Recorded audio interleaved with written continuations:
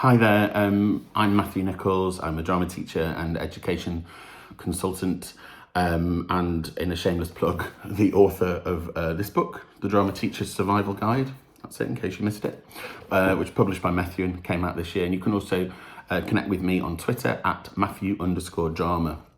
So I've been asked to share with you some ideas about sort of stories from the drama classroom, and I was thinking, what might I be able to say that's original or exciting, particularly at a time of year when we all might be feeling a little bit knackered and slightly apprehensive about the term that is coming up. And normally this term might sort of feel like, for those of us that have groups that go on study leave, suddenly we've got to do all this extra assessment and grading and marking, and it feels to me about to go back after my Easter break like a bit of a mountain to climb. So I suppose maybe, rather than trying to be particularly exciting, I was trying to sort of strike a note of reassurance and think about my own experiences from the drama classroom. And I think something that I wanted to just touch upon in the few minutes I've got is this idea of success. We drive our students to success. What does success look like? Ofqual, tell us what it looks like in terms of mark schemes and assessment and grade and GCSEs and A-levels and vocational qualifications.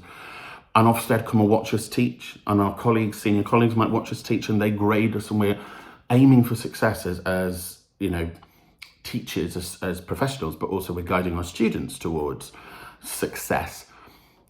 And we have to, we always ask ourselves, do they know what success looks like? By that, I mean our students. And in our subject, success can mean so many different things. It can be written analysis, it can be a successful performance, it might be a well-realised theatrical design.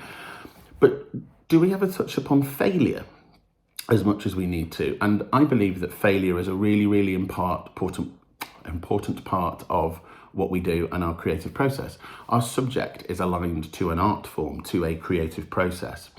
And I don't think there are any creatives out there that will talk about having 100% strike rates and success all the time, and that on their way to any success that they might have seen or achieved, there will be a degree of failure.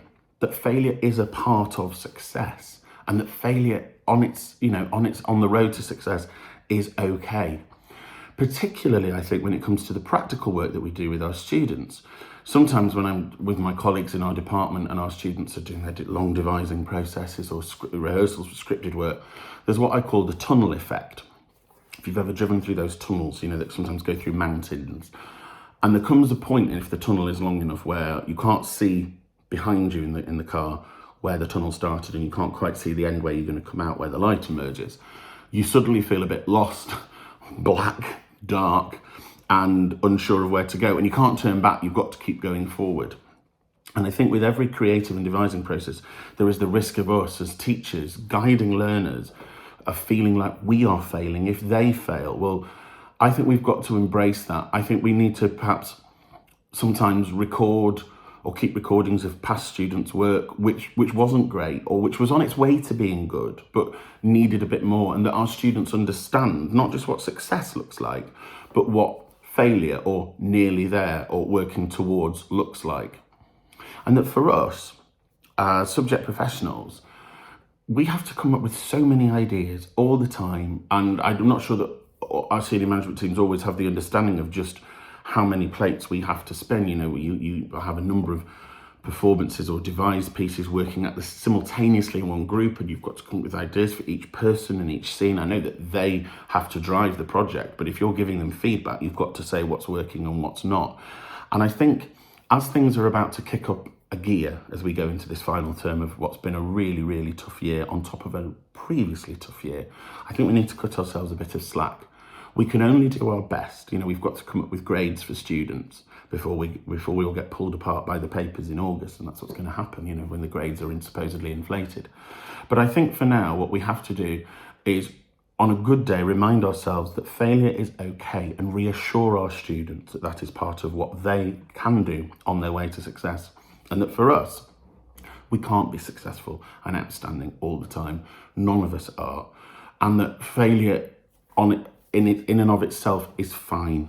It involves taking risks, what we do, and that requires vulnerability and guts, but it produces the best and most authentic work. So In a nutshell, don't be afraid if something's going wrong, and don't be frightened if things don't happen first time and that things need a bit more push, especially at the moment. I hope you're okay, and very good luck for the rest of the academic year. As I say, I'm Matthew_drama on Twitter. Bye-bye.